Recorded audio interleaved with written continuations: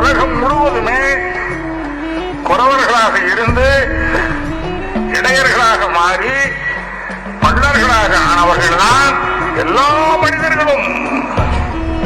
இந்த 3 பேரிடத்திலிருந்துதான் மனிதர்கள் அத்தனை பேரும் பிறக்கிறார்கள். ஒரு பக்கம் மீனவன் கடற்கரை ஓரமாக அந்த காலத்திலிருந்து செட்டில் ஆயிட்டான் ஒரு குரூப், அவன் மீனவன்.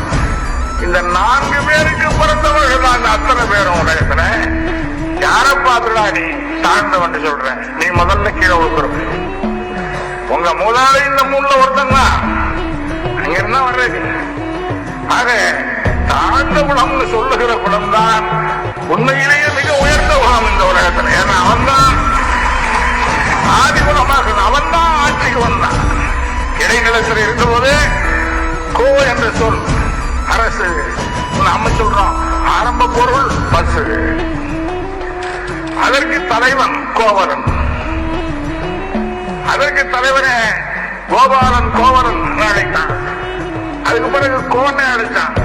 அப்புறம் கோன் சொன்னான்.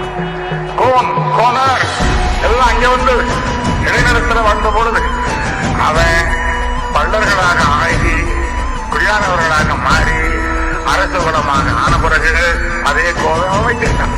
கோ அரசன் என சொல்ல அவங்கதான் நாடகங்களை உருவாக்கினவர்கள். எதுக்கும் ப்ரூஃபே தேவையில்லை. ஏன்னா நகரம் என்பது நாகரிகம் வந்தது. செட்டிலானவன் தான் நகரங்களை கட்ட முடியும். குடியானவன் அவனுக்கு பேர் என்ன?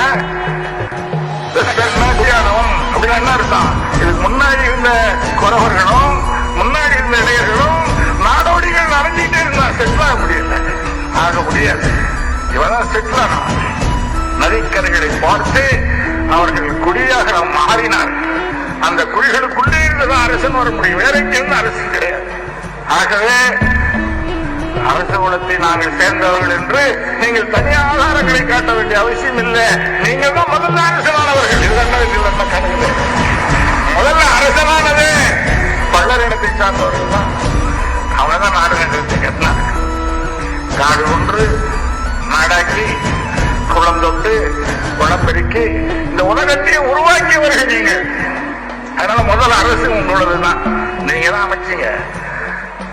அது சொற்களை சாட்சியது. அதுக்கு பெரிய ஆதாரங்கள்லாம் காட்ட வேண்டிய அவசியம் இல்லை.